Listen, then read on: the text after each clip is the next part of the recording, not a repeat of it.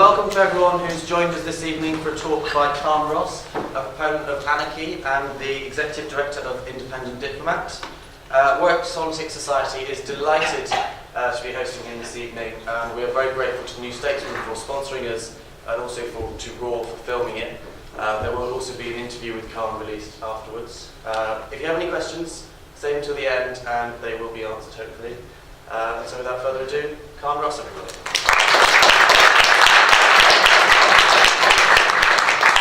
Thank you very much for inviting me. It's a great pleasure to be here. I like talking at universities and I particularly like discussing things. So I would much rather have a discussion with you guys rather than me standing up here pontificating for long periods. I think we've got an hour and a half, is that right? Is what people are expecting. So I'll probably talk for 30, 40 minutes max, and then we can have just a free-for-all, if that works for you. The subject of the talk, I know, is anarchy and diplomacy, which sounds a bit, or diplomacy and anarchy, I think, which sounds a bit grandiose and invites a sort of intellectual treatment of these two epic subjects. But I thought about how we might stitch the two topics together in a way that was more fun. And I thought what I'd do is tell you the story of my journey from one to the other, if you like, because I was a British diplomat, very much in the world of formal diplomacy. I still work in diplomacy in a different kind of way, but now I'm also an anarchist, and I believe in anarchism as a political philosophy, and I definitely did not believe in anarchism when I was a British diplomat. So the story of that journey is in a way the story of the two topics, the two subjects, and hopefully I'll be able to illuminate a little bit about each of these things, diplomacy and anarchism, in the discussion, and perhaps explain a little bit about it and why I think anarchism is important. Diplomacy is also important, but do that in the course of telling this story. But you must ask me whatever you want. If things are not clear when I'm talking, feel free to put out your hand and interrupt me. I don't mind. It's very informal. But I was explaining to Ben and the interview we just did for Raw that I became a diplomat long ago in '89. Just after I graduated, I did the Foreign Office examination in my final year at university. I failed the first time I did it. I got all the way through to the final interview, but didn't get through. They sent me this rather odd letter saying, please reapply in a year, which they don't normally send. And I reapplied in a year, and they only made me do the final interview. I think they got the numbers wrong the previous year. But I got in that year in '89, I think I was 22. I wanted to be a diplomat for a very long time. I was fascinated by international affairs, the nature of the world. As a child, I read the newspaper from front to back every day. There's a lot happening in the world, the invasion of Afghanistan, cruise missiles, Pershing, the Cold War, the fall of the Berlin Wall, of course, coincided with the year I became a diplomat. And of course that explains the general air of triumphalism that suffused the British government and indeed the West at that time. Capitalism and market economics, or rather Western democracy, the Western model had proven triumphant. And one of the most popular postings for my cohort of diplomats was something that was called the Know-How Fund, where British diplomats would go to countries of Eastern Europe that had been newly liberated from the communist yoke and explain to them how democracy and capitalism should work. I didn't get one of those jobs. I was in fact sent to the British Embassy in Bonn to cover British relations with Germany, and in particular our relations over various bits of the world, which was extremely interesting. And in fact where I met your previous speaker, Baroness Frances de Souza, in a strange coincidence, because she came to Bonn with Salman Rushdie, who was then campaigning to have the fatwa lifted. He was subject to this fatwa from Iran, and Germany had very close relations with Iran, and he wanted the Germans to use that relationship to get the fatwa lifted. Britain at that time did not have relations with Iran because of the fatwa, and the British government was very snotty about Rushdie, and didn't support his campaign and left it up to individual embassies whether to help him or not. My ambassador was a literary fellow, and he, when Rushdie approached him, my ambassador decided to have him over to the embassy and brought me in because I was responsible for covering German-Iranian relations for the British government, reporting on that, going to the German Foreign Ministry. Accompanying Salman Rushdie for that discussion was Francis de Sousa, who was then head of an organisation called Article 19, which was promoting the freedom of speech and was supporting Rushdie in his campaign for his own freedom of speech and his own liberty from the fatwa. Anyway, I had really wanted to be a diplomat. My family very much encouraged me. I was very much the stupidest of the children. I have a twin brother who was put in the year above me at school as a kind of public affirmation of my stupidity. And that said, several members of my family had applied to join the Foreign Office and had not got in. It was, in those days, I think it still is quite competitive to get in. So me getting into the Foreign Office was a big kind of reversal of my public reputation, and I was thrilled to join what was then called the fast stream of the Foreign Office. I think 20 people out of 5,000 applicants got in. We had to undergo something called positive vetting. I think it's now called something similar, so that you could read top secret intelligence, which you were exposed to from the very beginning in your life in diplomacy, and that involved me having to confess all the egregious things I'd done at university. You were not supposed to drink, gamble, take drugs, have connections with communists, or be gay. And I failed on every single test. Not that I'm gay, but I lived with a gay man when I joined the Foreign Office.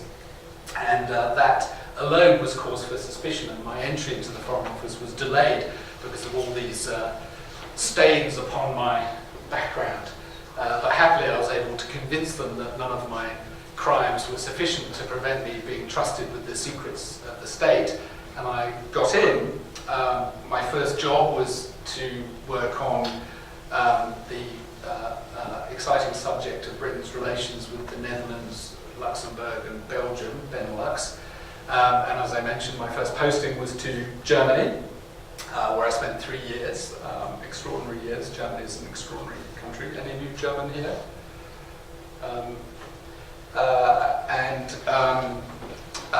Because I was dealing with the Middle East when I was in Germany, although I wasn't really dealing with the Middle East, I was dealing with the Germans of the Middle East. I was given a job when I came back to London, which was an extraordinary job, which was to be head of the grandly named Middle East Peace Process section in Near East North Africa department. These were in the days when there actually was a peace process. The Oslo Agreement had been agreed between the PLO and Israel had begun to withdraw from the West Bank. I organised 2 visits by Yasser Arafat to London and accompanied him around London. I wrote the condolence message from the Prime Minister, John Major, to his opposite number in Israel when Yitzhak Rabin, the then Prime Minister of Israel, was assassinated, and what proved to be the end of the peace process, though we didn't know it at the time. And whilst I was in that job, I wrote a speech about Israel-Palestine for my Foreign Secretary, who was a guy called Malcolm Rifkind, who was a Tory, because all of that time up until 97, of course, it was a Tory government. And because of this speech that I wrote for Rifkind on Israel-Palestine, I was asked to become his permanent speechwriter, which I did for, I think, 18 months, an absolutely terrible job. It sounds very grand to be speechwriter for the Foreign Secretary, and I still show off about it. I was speechwriter for the Foreign Secretary, but actually it's a terrible job because you're trying to compile speeches that meet all the different views of all of your colleagues who, in the Foreign Office, dealing with that particular subject, so it becomes this ghastly committee exercise. And you're never told what your Foreign Secretary actually wants to say. Although Foreign Secretary Malcolm Rifkind was quite civil to me and quite nice, and would occasionally tell me what he wanted to say in his speeches so that I could go away and write them. And in that position, I was also given the rather extraordinary responsibility of liaising with the opposition. to the Conservatives, the Labour Party, and handing them the briefs that are prepared across Whitehall before a general election so that the opposition party, if they win the election, are ready to start government. And that was my job. So I got to know Robin Cook, the next Foreign Secretary, and his special advisors quite well. And in the strange way that the civil service worked in those days, even the speechwriter was a civil service job. It wasn't a political appointment. And so when Labour won, I was passed on to Robin Cook to be his speechwriter, even though I'd been the speechwriter for the Tory Foreign Secretary, which was kind of weird, and I think he thought it was kind of weird.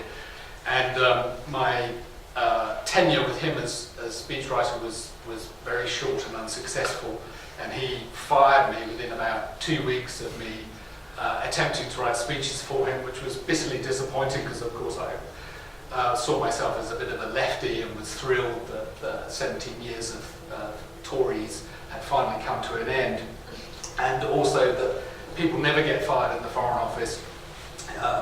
And so my firing was immediately viral news across the Foreign Office, to everybody's great delight to finally see somebody humiliated in that way was joyful.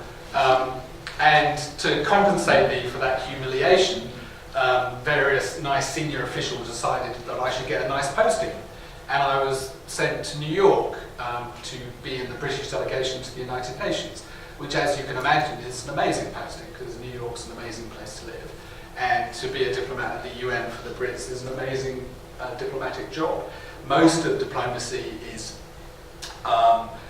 what's called bilateral relations. You know, you're sent to the embassy in The Hague and you're dealing with the Dutch government about this and that, and it's actually tremendously boring because the Dutch government can just ring your government, they can just ring their opposite number in the British Foreign Office to find out what the Brits think. They don't really need an embassy. Whereas in New York, you're actually doing real negotiation of real international law because I spent 98% of my time in the UN Security Council, where Britain is, of course, a permanent member, and we were negotiating resolutions on the Middle East, which was my subject, on things like Israel-Palestine, how to get the Lockerbie accused from Libya to trial in Britain, the Western Sahara, Morocco's illegal occupation of the Western Sahara, and the big subject that I dealt with was Iraq, which is, as we will hear, why I'm no longer a British diplomat, because I was responsible for the issue of weapons inspections, weapons of mass destruction, and sanctions to force the Saddam regime to give up its weapons of mass destruction and allow for the verification of that disarmament, its obligations dating back to the ceasefire at the end of the 1991 Iraq War, which I had also worked on as an intelligence analyst absurdly in a bunker underneath Whitehall that was used in the Second World War. Quite why they put us in there when the war in Iraq was, 7,000 miles away? I don't really know, but it created a sense of drama and excitement that I think was the purpose. Anyway, that was my job in New York, and it was an extraordinary job because Iraq, this was 98 when I was sent there, Iraq was the most important issue for Britain at the United Nations. The United Nations resolutions that had been passed after the Gulf War, when Iraq had been pushed out of Kuwait by the Americans and the coalition. These resolutions were the basis of British and American policy, which was called containment, which was to stop Iraq from rearming and thus posing a threat to our allies such as Saudi Arabia, Kuwait, etc., because Iraq had and still does have extraordinary amounts of oil. Had it been able to produce its oil without limitation, it could pump up to 6 million barrels per day, which is a very, very large amount of money, and would have enabled Iraq to rearm to a very great extent. And before the first Gulf War, it had the third largest army in the world, many thousands of tanks, hundreds of up-to-date combat aircraft, blah, blah, blah. So my job was to maintain this cage, if you like, of Security Council resolutions around Iraq, and this was a ferocious diplomatic job. We faced enormous opposition from France and Russia in particular, which were Iraq's allies, and with whom Saddam had agreed various juicy oil deals if sanctions were lifted. It was very vicious negotiating, extremely complex technical negotiation about very refined issues. We spent 2 weeks arguing with the guy who's now Russia's foreign minister, Sergei Lavrov, an extraordinary man, about the degradation products of VX nerve gas after it has been in the desert for 10 years. Because this was a point of controversy between us and the Russians over a particular weapons inspection, where we were claiming that these chemicals proved that Iraq had VX, which it had not admitted to, whereas the Russians were saying, actually, our chemists are telling us that these chemicals are not necessarily the degradation products of VS nerve gas. If it's sat in the desert for 10 years, that was the kind of thing we had diplomatic fights over. And of course, the general issue of whether sanctions should continue to constrain Iraq all those years after the first Gulf War had actually ended. And this, in many ways, was the most important thing about my work there, was that my job was to maintain sanctions on Iraq. And when I look back on that aspect of my job, I feel very ashamed of what I did, because sanctions caused enormous civilian harm in Iraq. We knew it, and yet we continued sanctions. And we were very distant from that reality, and we put our own interests of what we call national security, peace and stability above those of the Iraqi people. And there is no question that the Iraqi people suffered a great deal. And in many ways, I regard myself as responsible for that, even though it wasn't my policy. It was decided by my government and was driven by the American government in particular. I was responsible for carrying it out as a diplomat. So in those days, I had this rather heady life in New York. I lived in a penthouse. I worked extremely hard. I drank cocktails to unwind. New York City is an amazing place to live. But I was kind of coming apart, partly because of this moral crisis, I suppose, that was I wasn't really aware of, but was slowly undermining who I was. 9/11 took place. During this time, I was in New York when it happened. I ushered at the memorial service for the British families that took place a few days after the attacks. I negotiated for Britain the resolution in the Security Council the day after the attacks, because my boss was actually overseas and he couldn't fly back because they stopped all flights into and out of New York. And this was a kind of moment when things began to crack for me, as it did for so many people. I was sent to Afghanistan.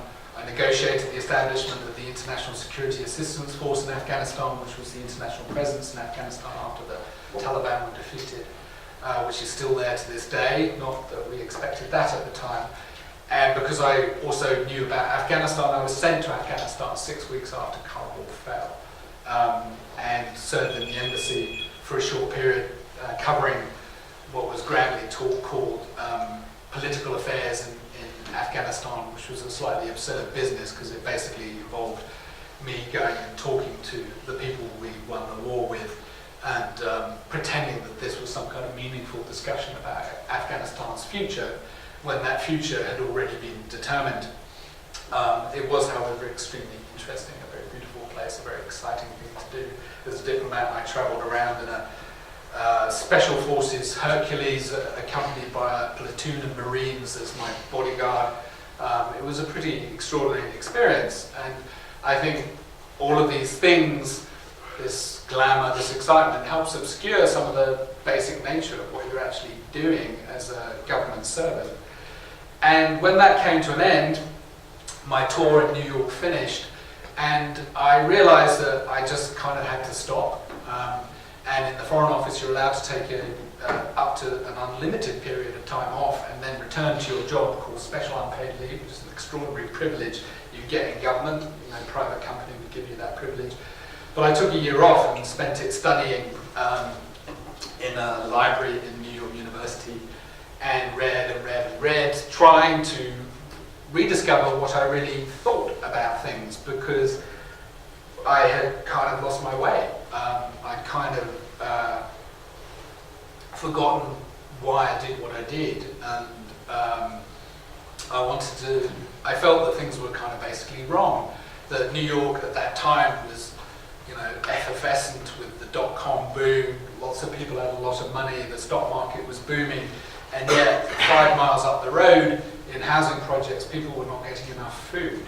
And climate change was already beginning to kick in those days, even though it wasn't anything like the subject that it is today.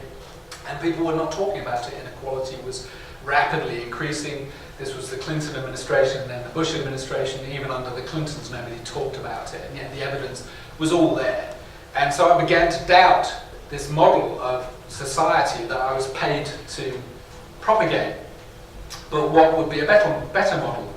And so this was where, in a kind of number of different ways, things began to pivot for me, because of course that year is the year the Iraq War took place in '03.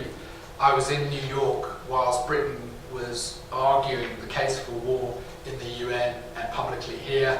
I listened to my government make these claims about WMD, which I knew to be false because I knew the intelligence very deeply, far better than Tony Blair or Alistair Campbell or any of the rest of them.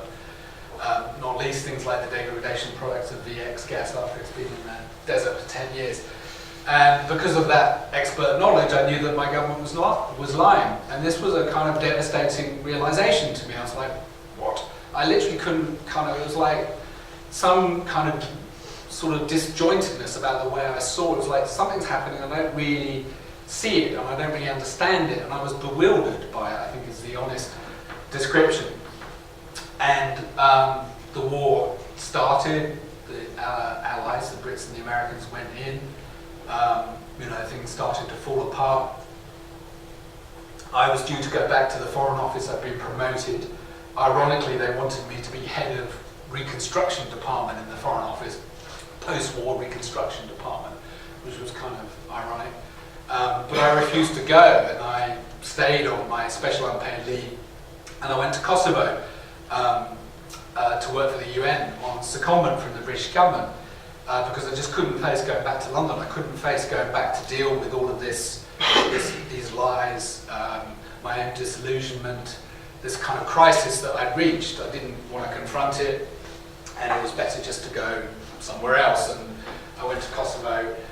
Kosovo was at that time going through its own extraordinary political history, and was a very tense place. And I saw political violence break out. 18 people were killed in widespread riots whilst I was there. The UN was governing Kosovo. There was a democratic government in Kosovo, in theory. Any of you from the Balkans, from that region? No? Yes, where are you from? Greece. Greece, okay. Well, kind of the Balkans, yes. I just hope nobody says Serbia at this point, because that's often a problem. But I won't say anything offensive about the Greeks. Anyway, it was going through this, ostensibly, it was going through a process called standards before status, where Kosovo's institution was supposed to practice certain standards of government so that in some undefined way they would then qualify for a decision to be made about Kosovo's final status, whether it would be a state or not. And I was actually in charge of this process for the UN, which was kind of ludicrous because I didn't know anything about how to govern the country, but there I was advising the UN about how Kosovo should be governed, but that's international bureaucracy for you. And whilst I was in Kosovo, I, like the very small number of people who worked on Iraq in the British government, received a memo from the head of the Foreign Office saying, you are invited to testify to the first official inquiry into the war, when we didn't know it was the first at that time, it was the only official inquiry into the use of intelligence on WMD before the war. And I got this piece of paper on my old-fashioned word processor, and I looked at it, and I thought, this is a chance to say what I think. And I negotiated with the people who ran the inquiry that I would testify in secret. And to this day, you'll see me listed as an anonymous witness to what became known as the Butler inquiry. And I wrote down what I knew, which was that our intelligence on Iraq never ever indicated that Iraq was anything close to being a threat, that we had detailed plans to contain Iraq even if sanctions were lifted. I'd written those plans. We had plausible alternatives to aggressive war, which I too had worked on, and the war was illegal in terms of the resolutions that I myself had helped negotiate. And I wrote all of this down on a 6-sided memo. You can see it on the web on Butler's thingy. And I sent this thing in by email, and after I sent it, I remember the moment of pressing the button on this keyboard on this clunky UN computer and thinking there is no going back after you press that button. And I pressed the button, and it took me a couple of days, and I just thought, I can't go back and work for the government again, I'm going to have to leave. And so I sent my testimony to the Foreign Secretary, who was then Jack Straw, and said, I'm resigning, here's why. And he never replied. A couple of months later, the Foreign Office contacted me and offered me psychological counselling. And this was for, I'm afraid, a reason, which was by then the scandal of the suicide of David Kelly, the biological weapons scientist, had taken place. David was a friend of mine. We worked very closely together on weapons inspections. And he, of course, had been outed as the source of off-the-record briefings to the press that the government had been exaggerating the case for war, which I too had been doing, and David and I had talked about it in some detail. And I think the government was very worried that I might in some way do the same as David, because of course his death became this huge scandal, deservedly so, because he was a good man and he was humiliated to death, which is as good as murdering somebody, and the people responsible have never been held accountable. But all that happened, and I had left this career that I thought I'd loved. I left this career I thought I'd do for the rest of my life, and was kind of completely lost, had no idea what I was going to do next. Had thought about joining the UN, but the UN was awful from the inside. At the Security Council, you see the presentational side of the UN, and it looks pretty good, but out in the field, it was a diabolical experience. And so I couldn't do that. And my wife had the idea that I might advise the Kosovo government, which was going through this diplomatic process called Standards Before Status. It was subject to a formal diplomatic process governed by the UN Security Council, but it was not part of that process. They were merely the object of discussions. Subject. I always get subject and object mixed up. Isn't that awful? But you know what I mean. They were never part of the discussions. And I knew the Prime Minister of Kosovo because of my work with the UN. And when I resigned, I had to leave the UN immediately because I was working with the British government. I had to fly back to London. And 2 weeks later, I flew back to Pristina in Kosovo and had dinner with the Prime Minister and offered him my services as his diplomatic advisor, which I then became, and I advised him and 2 successive Prime Ministers of Kosovo all the way up to Kosovo's independence in 2007. And that was the beginning of the organisation which I run today, which is called Independent Diplomat, which advises democratic countries, political groups, movements, guerrilla armies all over the world on diplomacy, on the diplomatic processes that concern them, but that invariably they are cut out of, because one of the observations I made after being in the UN Security Council was that when you were discussing Kosovo, Palestine, Iraq, East Timor in the UN Security Council, the one group of people you could guarantee would not be there were people from Palestine, Kosovo, East Timor or Iraq. And you say that to any layperson on the street and they'll say that's absolutely ridiculous. How can you possibly make decent decisions without consulting the people from the ground? But that is the way diplomatic decisions are made, at a great remove from the reality on the ground, a great remove from the views of the people who are most concerned. They have more at stake, Iraqis have more at stake in the future of Iraq than any diplomat does, and yet they were not part of the decision making. And this struck me as a great injustice, but also a great stupidity, because how could you make enduring decisions from bodies like the UN if you didn't consult the people most affected? And this is the premise of Independent Diplomat to this day. It's a charity here in the UK, it's a non-profit in the US, and it employs various former diplomats, international lawyers, and other folks to advise groups around the world. We advised Croatia on its EU accession, Moldova on its relations with the EU, Catalonia. Anybody from Spain here? No? Okay, that's that bridge crossed. Catalonia, we advised for 3 or 4 years. Kosovo, of course. The Democratic Syrian Opposition. The Marshall Islands on the UN climate change process. I could go on. The Sahawaris from the Western Sahara, the political representatives of the people of the occupied Western Sahara, which was an odd throwback to the work I'd done in the UN Security Council, of course. That is what I do now, and run this organisation that offers diplomatic advice. And it's a real shift from one side of the table to the other, because, of course, for a long time I was on the kind of side of the West, the democratic, right-thinking governments like the Brits sitting there telling the rest of the world what to do. And then suddenly I was transferred to the other side of the table, and on one particular occasion we advised South Sudan before their independence. We do a lot of independence processes and self-determination processes, because they are inevitably groups who have a very extraordinarily strong interest in the diplomacy about that issue. So Somaliland, Palestine, Western Sahara, Catalonia, South Sudan, all of them we've worked on in one way or another. Anyway, I was with a delegation of South Sudanese in New York. These big guys, hardened former guerrilla fighters. Some of them have been fighting in the bush for 30 years, and me. And they were meeting a delegation of the British government led by William Hague, the Foreign Secretary, and this delegation of Brits walked in, 6 of them. They sat on one side of the table, and the South Sudanese sat on the other, and I sat behind the South Sudanese. And I thought, this is a literal embodiment of my journey from one side of the table to the other.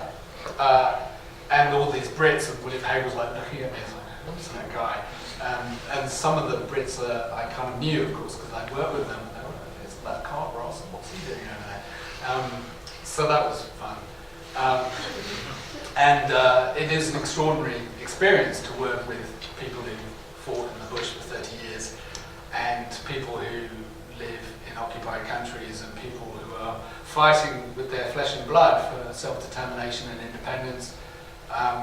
It is, to be honest, a lot more interesting than working with the Brits, because the Brits is kind of okay, basically. It's a stable country.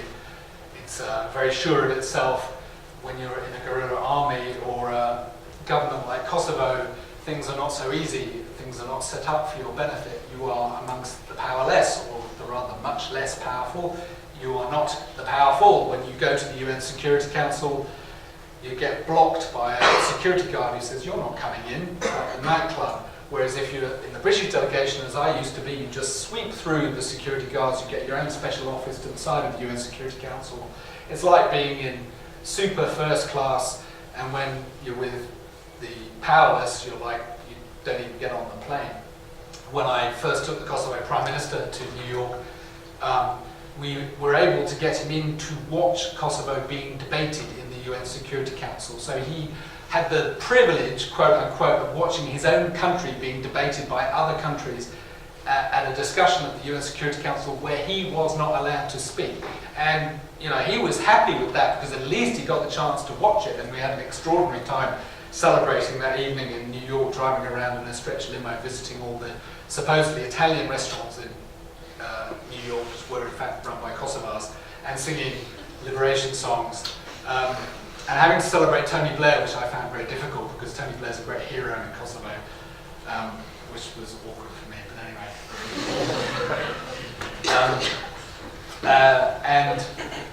That difference between first class and capital class, not even on the plane, is still one that I feel. When I go to the UN now, I used to have this special pass. You could go through the delegates' entrance, all the Security Council, all the security guards would kind of nod with acknowledgement as you swept past. A guy joined on the guy joined at the same time at the Foreign Office, the same month I joined. He's now the British ambassador to the UN. You might have seen him, Matthew Rycroft, nice guy. He gets driven in I think it's a Jaguar. It used to be a Rolls Royce. Austerity has hit the Brits hard. But it's got a little flag on the front, and he has a driver. He has a large residence. with servants, and I'm arriving on the subway, walking across, having to queue up with all the Chinese tourists trying to get into the UN to get permission to visit somebody who might talk to me, some junior official who deigns to talk about the Western Sahara. When I was with the Brits, we would ring up the Secretary General, and because we were a P5 country, he would see us like that. And me and my ambassador would go and lecture him about what the UN should do about Iraq or Pakistan or whatever we wanted to tell him. So it's a big difference in that way. But it is a kind of privilege to be trusted and to be on the side of people fighting for things they really believe in. And to be honest, I don't think I ever really felt that when I was with the Brits. There was a kind of cynicism about being in the British government, as there is a kind of cynicism about being in a capitalist, supposedly democratic society.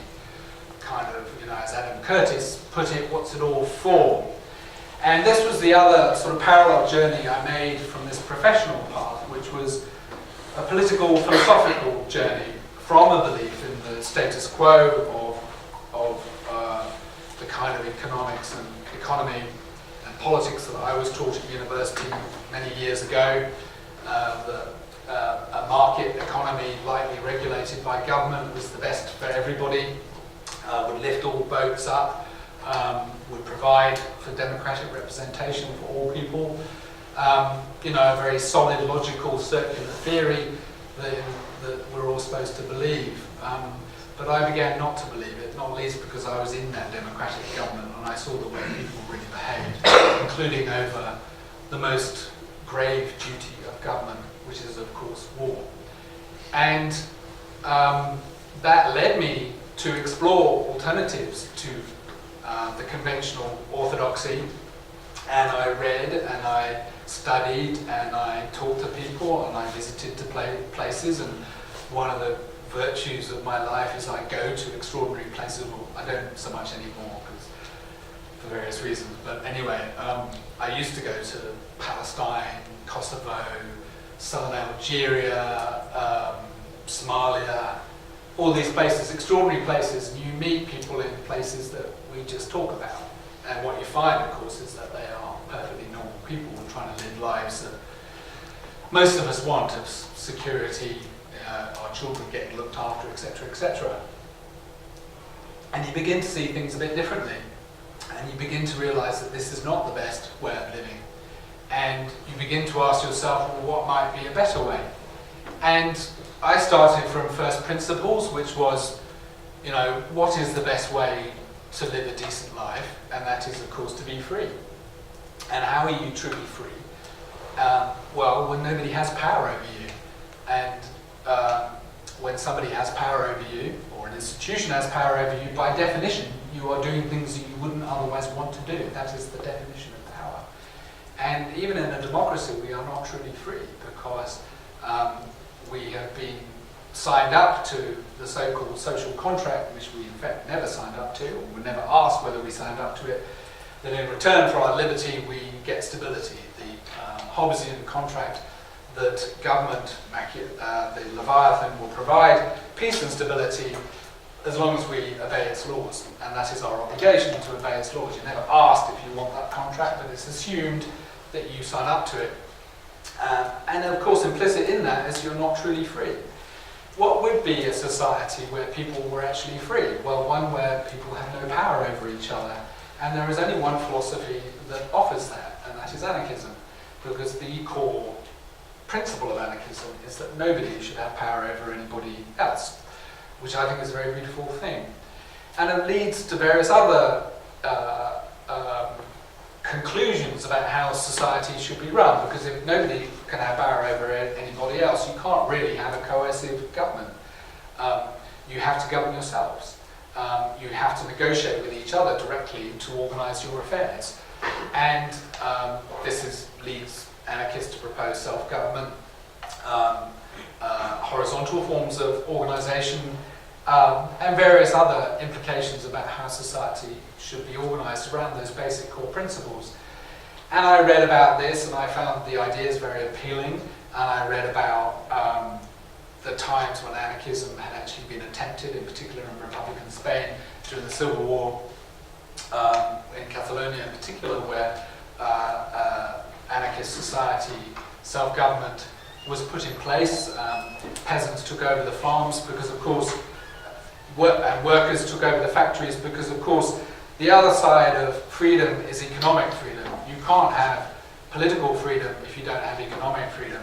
You can't have democracy if one group of people has all the money and everybody else doesn't. This is one of the inherent contradictions of capitalism and Western democracy that Carl Polanyi and others predicted, which was that there is an inherent contradiction between a capitalist society where some people get rich and some people don't, and democracy. Because if some people have money, they have more power. That's just the way it is. In America, you see it more brazenly. Money buys you political influence. It's not even Donald Trump who buys you. The Democrats are equally corrupt in many ways, but it's a money-based system where you buy political access. Politicians openly tout for campaign contributions, in return for which is the unspoken offer of political influence. It is a money-based system, and that is what we have, in fact, in all capitalist societies. I noticed it when I was in government, that when individuals wanted to come and lobby the British government about Iraq or Palestine or the things I worked on, they weren't allowed to come and see us. You can't, as an individual, ring up the Foreign Office and say, I want to come and talk to the Foreign Secretary about, what Britain's doing in Yemen. You can't do that. Even the most junior official in the Foreign Office won't give you 5 minutes to talk about that. You might be able to write to your MP, who, if they're nice, will pass on your letter to the Foreign Office, where the most junior official will press a button on a computer and a stock answer will roll off the printer to be sent to you, the grateful constituent, the grateful member of a democratic country where you are getting your democratic say. That is not democracy. But I did see, when I was in government, big corporations get to see my ambassador, get to see my foreign secretary. Shell had a great big interest. BP had a big interest in Iraq, for instance. They were very concerned that French companies and Russian companies had got a lock on all the contracts with Saddam for when sanctions were lifted. They would come and complain to us. What can we do? What is Britain doing maintaining these awful sanctions? There's all that oil. Well, how can we get those contracts? That's literally what they asked us. And because they were Shell, and because they were BP, my ambassador would give them an afternoon, and I would be invited in to come and take the note of what these corporate grandees would say. That is the way it works. In the embassy in Bonn, there was a whole wing of the embassy that was devoted to arms sales to the German government. And in that wing of the British embassy was not only members of the MOD, whose sole job was to sell British weapons, but members of the manufacturers of the weapons. British Aerospace, for instance, had officials inside the British embassy who were protected by diplomatic immunity, who were given diplomatic rank in order to sell weapons. This was judged, of course, to be part of Britain's national security. The British companies should be able to sell as many weapons as they possibly could. This is still an intrinsic part of the self-defined understanding of what governments should do in order to maintain their security. And you can debate how effective that has been. But what this is not is democracy.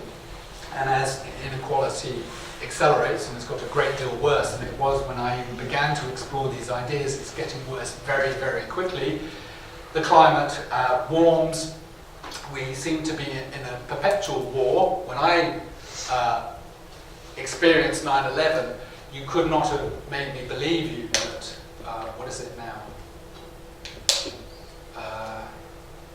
16 years later, 17 years later, we'd still be in the same war that we were then, that we'd still be as under threat, in many ways more under threat, that even to go into an office building now, you have to present your credentials and be searched, as you do in New York, that colleagues of mine, friends of mine, have not been permitted to enter the United States for doing completely innocuous things, because they come from the wrong countries.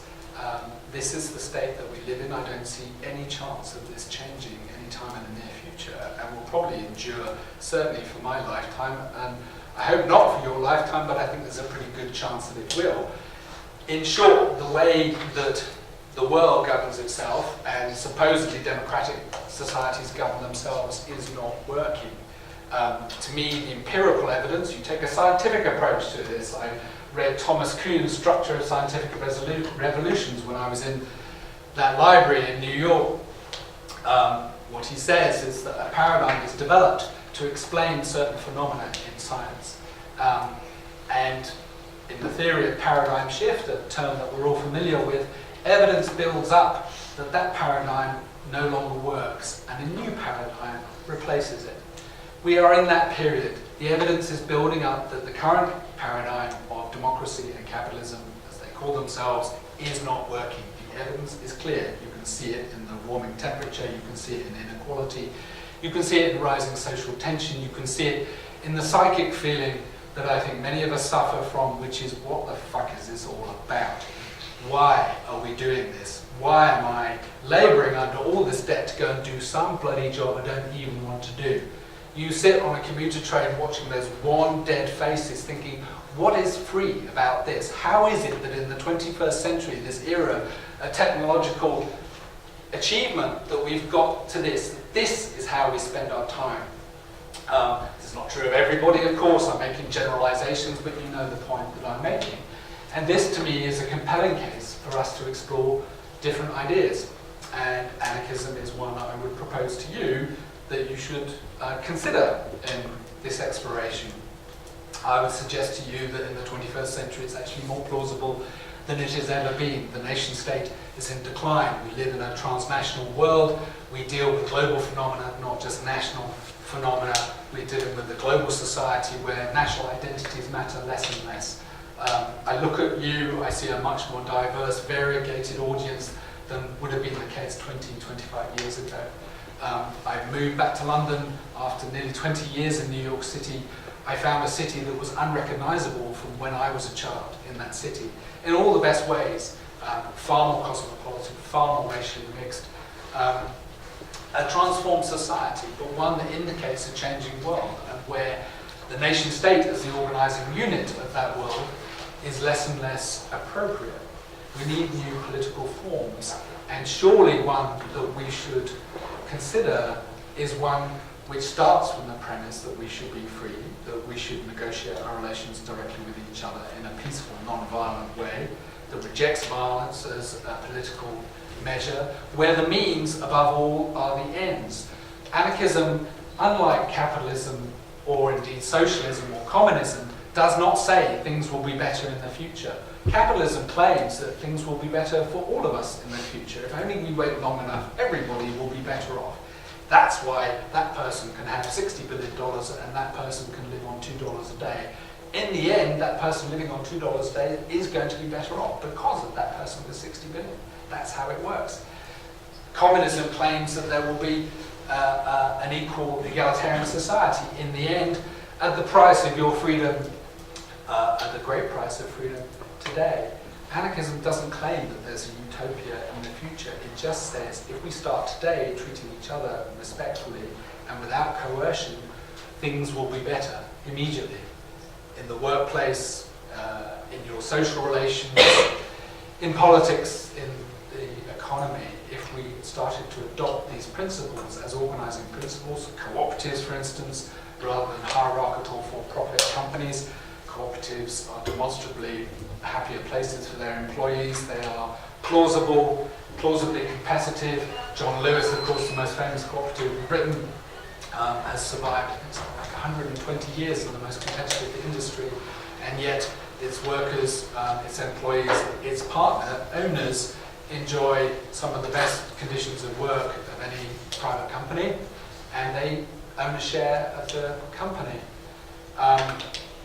That is, to me, a better system than the ritual humiliation of most private companies where one has to be deferential to the boss. That deference is now taken these curious forms. It's not the yes sir, no sir that we're familiar with from earlier generations, but it's still there, that sense of hierarchy and coercion, that even though the boss is wearing jeans and a t-shirt and sneakers, they still have this power over you to promote you, to determine your life, to fire you.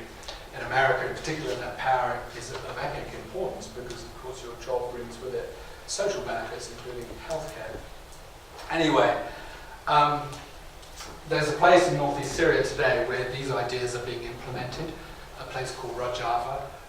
It's Kurdish dominated, and there they are attempting and have attempted successfully to build a society along these lines, which is self-governing, where there is no top-down authority, where people decide things for themselves, where women are put in positions of equal power in every circumstance, every forum, every parliament, every council. A woman co-chairs the meeting. Non-Kurdish minorities are given the first chance to speak, so that their voices are elevated above the majority. It is an extraordinary place. I visited it. I found it tremendously impressive. I know Syria is not Britain, but it seems to me that if they can do it in northeast Syria and the circumstances that they have suffered there, in particular up until very recently, a vicious war against Daesh, then maybe it's something we could attempt here. And indeed, that's what people told me there, that what they're doing is an example that others might consider following. So anyway, that is the kind of personal journey, the philosophical journey. I'm going to leave it there. You can tear it apart.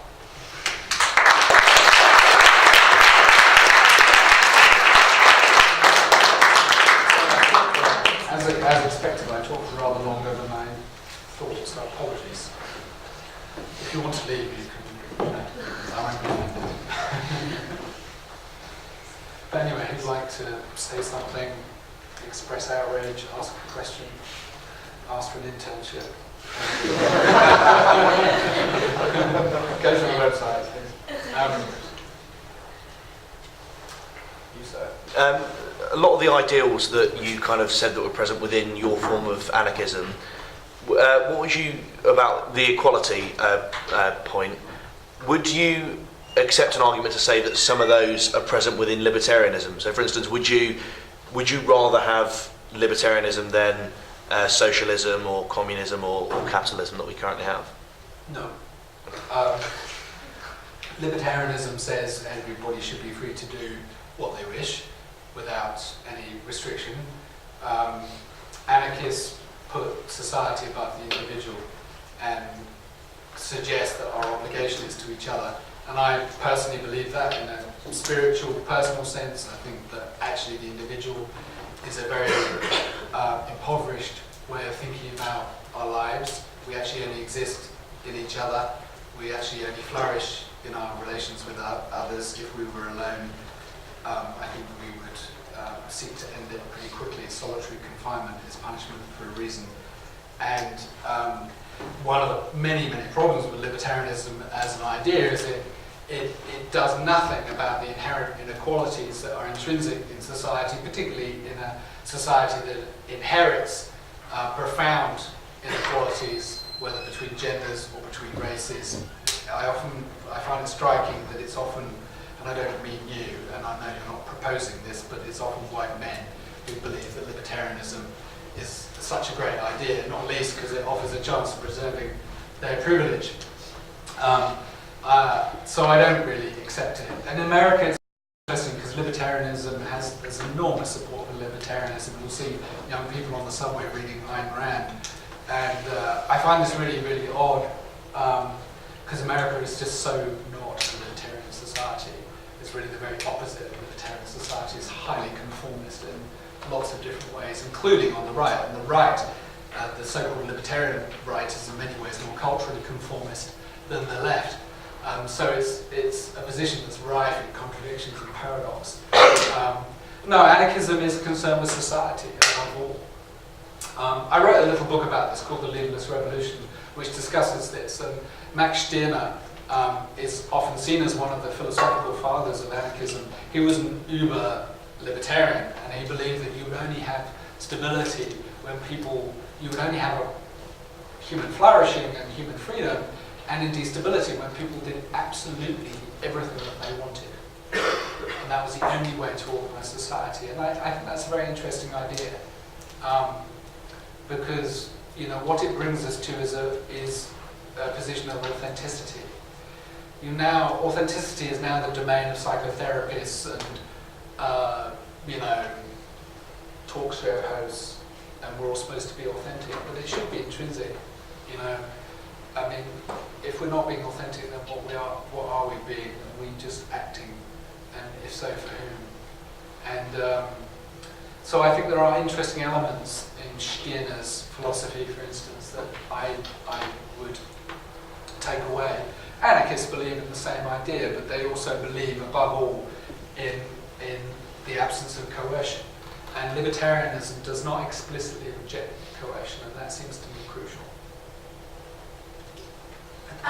If you were to propose anarchism in Britain, how would you say to start practically implementing it, and how would you begin that transition? Sure, it's a good question, because it's not an easy question to answer. And I think a lot about this. I discuss it with a lot of people. In fact, I'm going to a seminar at Exeter University about this very question on Friday, because there's an anarchist academic at my old university, ironically, first time I'm going back after too many years to discuss social transformation.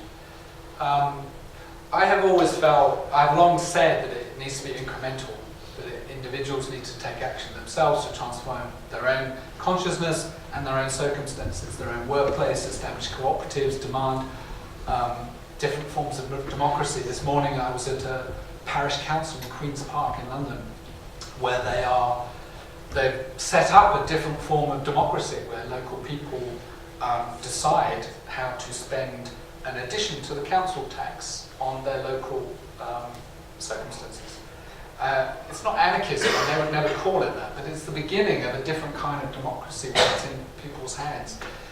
What I'm not convinced of when I say this, though, is that this will bring about the necessary transformation. And I'm not convinced it's going to happen quickly enough, because I think there's a lot of problems now that really need addressing now.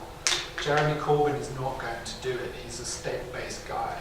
I know Jeremy, I've got a lot of respect for him. His principles are very, very strong. He and I once presented a petition to Number 10 together on the Western Sahara. He's the biggest campaigner on the Western Sahara in the whole British Parliament, and for that he has my undying love.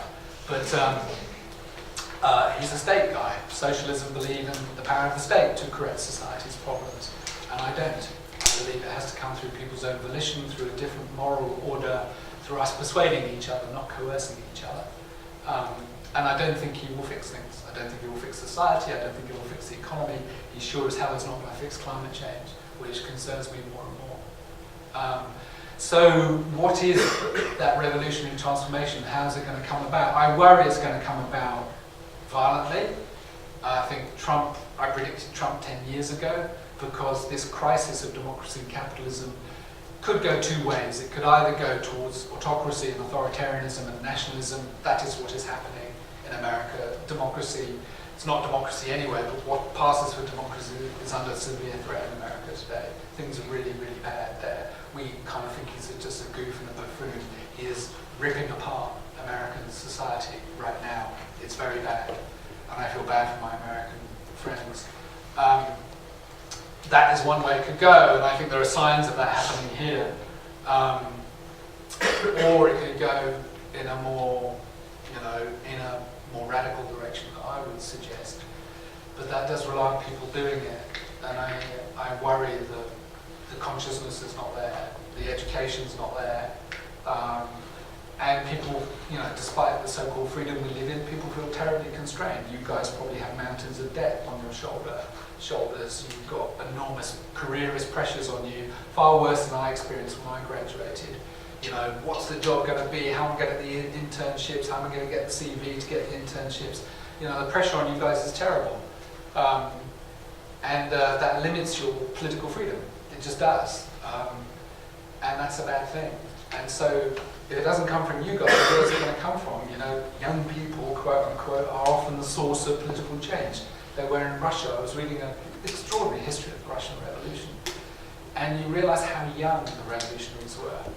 That desire for change, your future is much longer than mine. You're going to be around for much longer than I am. And the trends in the world are arguably going to be much worse for you than I will ever witness. So you've got more at stake. And I hope that political energy, therefore, will come from.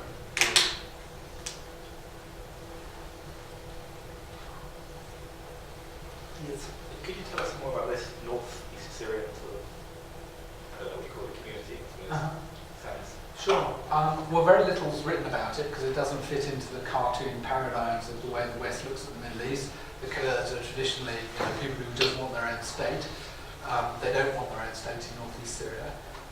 They are implementing the ideas of a guy called Abdullah Öcalan, who is the leader of the PKK, which is the Turkish Kurdish liberation movement. He's in prison, and he read, by an extraordinary coincidence, the work of a Lower East Side anarchist philosopher from New York called Murray Bookchin. He was given a copy of his book, and he adapted it for the Kurdish circumstance and turned it into this concept called democratic confederalism. And because of the collapse of the regime authority in Syria, across much of Syria, when the revolution took place, PKK cadres and the Syrian associates of the PKK started to implement these ideas. And a substantial section of northeast Syria is now governed in this way. It now calls itself the Democratic Federation of Northern Syria. It doesn't get talked to because the Turks have vetoed their participation in the UN Syria process, which is a farce anyway, but that's another story. It is, however, the military ally of the West in fighting Daesh, which is now, they've now succeeded in defeating Daesh at the fall of Raqqa. I don't know if any of you were listening to the Today programme this morning, but there was an interview with the mother of a young British man who was killed fighting for the YPG, which is the force of the DNS, the Kurdish militia, who I visited as well. So young people are like volunteers, like George Orwell going to fight for the Republicans in Spain in the Civil War. There are young people leaving this country, and some I know, and some in America I know too, who've gone to fight for this cause, though the fighting is now over, I'm glad to say. What will happen to it now the fighting's over is unclear, because Turkey is, of course, chomping at the bit to go in and destroy them, because they see them as allies of the PKK and therefore a threat. Erdogan is a demon who is being viciously repressive to the Kurds in his own country. And the West has acquiesced in this. The EU, because the Turks have stopped refugees coming over, and the Americans because they're a NATO ally, blah, blah, blah. And the Americans don't care about human rights anyway. But the American military, weirdly, are very, very pro this place, are very, very supportive of it, because they fought alongside them and shed blood with them. So the most ardent supporters of this curious anarchist experiment are American Special Forces, which is kind of a paradox and quite difficult for anarchists who are very anti-militarist and anti-imperialist to accept. That when you meet the YPG, as I did, you ask them what they want and they'll say, we want American weapons. We want more F-16s flying overhead. So it's, like most things, it's rich in paradox. But I'm still in touch with them, I support them, I do what I can to help them on a personal level, which is not easy. I urge you to read more about it. If you Google Rojava, you Google my name, you'll find a couple of articles in the New York Times or the Financial Times. There's quite a lot more on the web about it now. Unfortunately, the mainstream press hasn't really got it. They don't send people over there. They tend to write about Daesh and ISIS as the issue. They don't write about the, in many ways, much more interesting political reality that's been created there. You should go there. No, don't. I'm not kidding, really. Change your life. Yes. So on the topic of climate change, at the moment, the only movement we're seeing towards mitigating anything is large political organisations trying to persuade manufacturers to lower emissions through sanctions. But we've seen at the moment Trump has all too easily pulled out the Paris Agreement. So how do we persuade rather than coerce manufacturers and even just us students, to recycle, etc., in order to mitigate circumstances of climate change? Well, 193 of the 194 signatories of Paris are still part of it. Even the US has not formally withdrawn yet, and it may not. the US sent a delegation to the Conference of Parties that recently took place in Bonn. And there are Americans like the governor of California who will say that actually we're going to keep to the Paris commitments. Mike Bloomberg, various cities, New York City has said the same thing. And this is a complicated discussion because federal law has much greater sway over emissions than state law. But it's a complicated picture. But you're quite right in general. Not enough is being done. The curve of reducing emissions, they're not reducing, they flatlined a bit last year, but they're now rising again. Is nothing like enough to hit the targets of Paris. The aggregate targets of all the national commitments under Paris are themselves not enough to keep us to 1.5 or 2 degrees centigrade. Scientists reckon they will take us to 3.5, which is far too high, far too risky. So something much more radical needs to be done. Relying on the Elon Musks of this world I don't think is enough either. Not because I don't like what he's doing, I think it's great, and I admire his drive, but the arc of technological change in the market economy in general is not going to be quick enough to get emissions down. So where does that leave us? I've been thinking about this, and I actually think we're in a state where direct action is the right answer. If I didn't have kids and who I have to look after for lots of reasons, I would be thinking about blocking roads, sabotage, that kind of stuff. Not violent things, I don't believe in that, but something has to stop, something has to change. And it's the West that needs to do it, of course. We're by far the biggest emitters.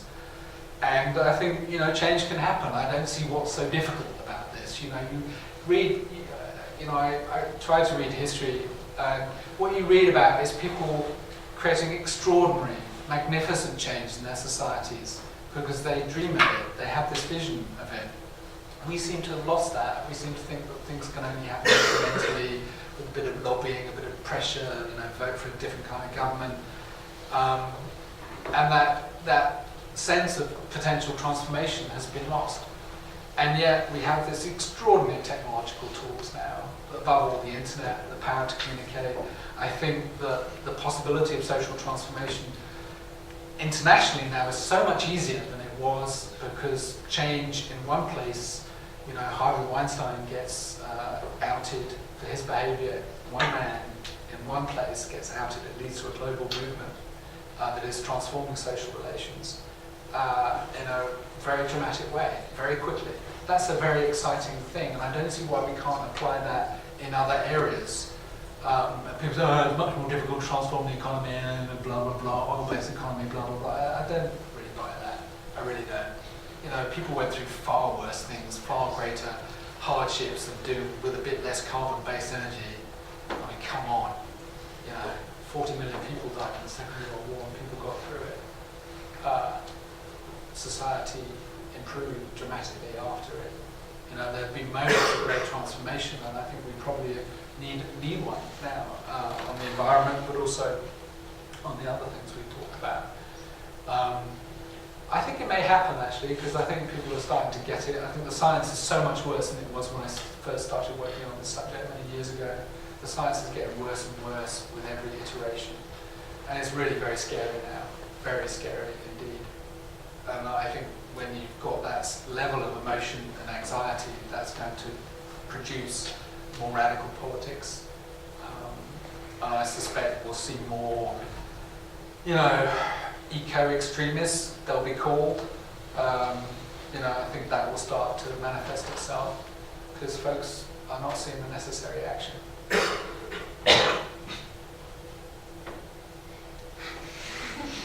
Yes? So what you propose is a very lovely idea, and as a Christian, it sounds like quite a Christian idea, being equal in society, but isn't it highly impractical? All the examples you've given on a very small scale level, and as you say yourself, you have children. No one really goes into anarchism because they want to protect their families and their offspring, and are quite, if not necessarily entirely happy with the state, they're not sort of apathetic, they just want to get on with their lives, they're not going for anarchism. Yeah, I mean, you may be right.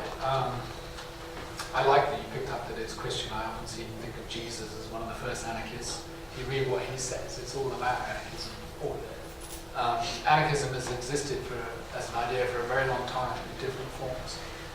Some of them are now called spiritual. It's funny that the language of therapy and spiritual awakening is now actually couched in terms that are actually political: fulfillment, flourishing, authenticity, equality, treating other people properly. These are actually political ideas. But they're also religious ideas.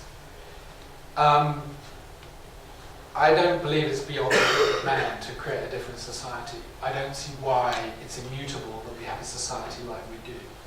I don't see that it's inevitable that hedge fund traders should earn billions of dollars and fly around the world in executive jets and people starve on the streets. I don't think that's, people say to me, oh, it's just the way it is, people are like that. Well, it's just not. It's just not. It is a creation, it is a construction of humans, and humans can change it if they have the will. And I think that each of us as individuals can start to do things. I'm not saying that transformation is, I think somehow we've got confused that we think either we can pull a lever and there's global transformation or nothing is possible.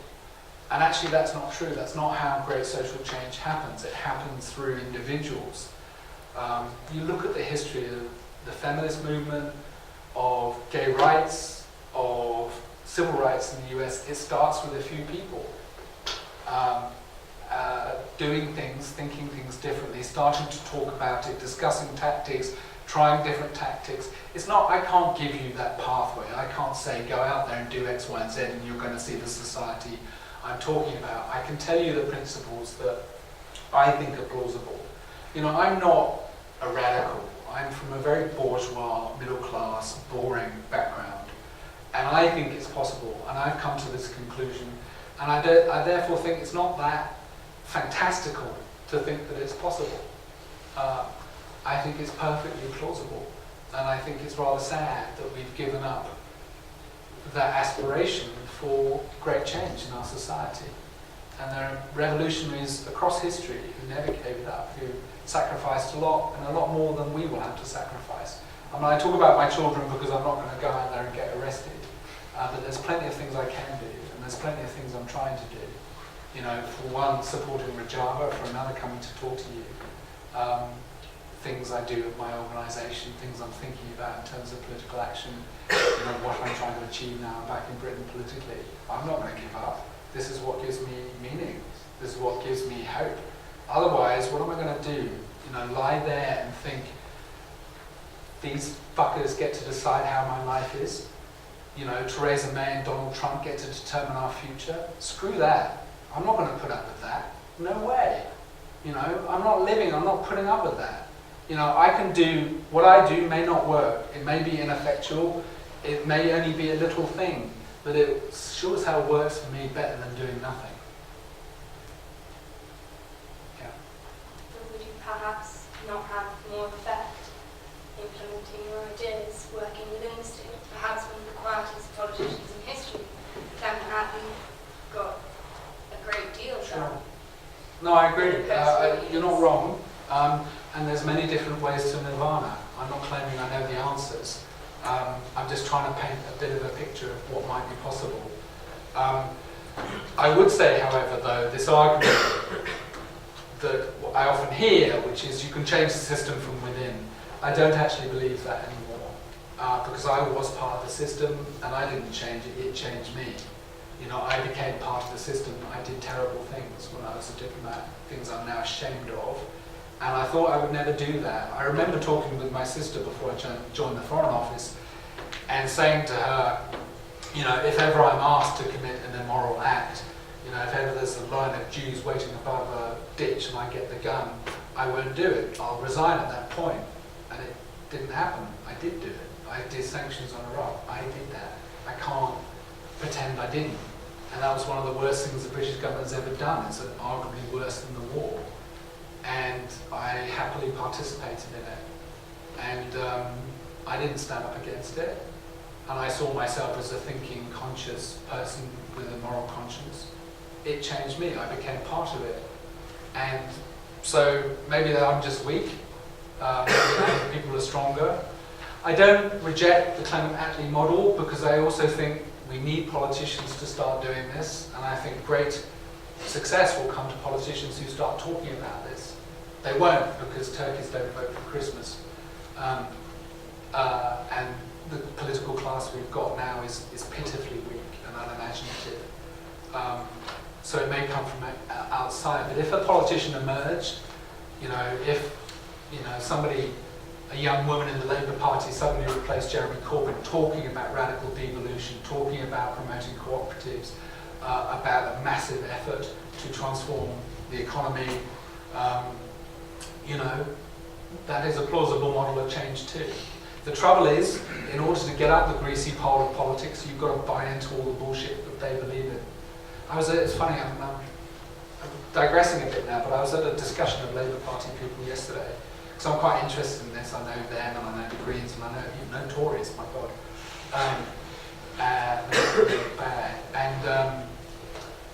They were discussing what should be done. They were talking about global affairs, and all they could talk about was what government should do, and what the UN should do, and what new laws they should pass, and what new treaties needed to be passed. And I was like, don't you get it? It's not working. The Paris Treaty is not going to save us from the depredations of climate change. It's a good thing, it's a start, it's a set of commitments, great, but it's not enough. And we need to wake up to that. Thank you very much. I'm afraid we have to wrap up there. Sorry. Okay. I just talk, sorry. Thank you very, very much to Carne Ross, and again, thank you to our sponsor, New Statesman, and also to Raw for filming it. All of this will be available online very, very shortly, but once again, thank you very much to Carne.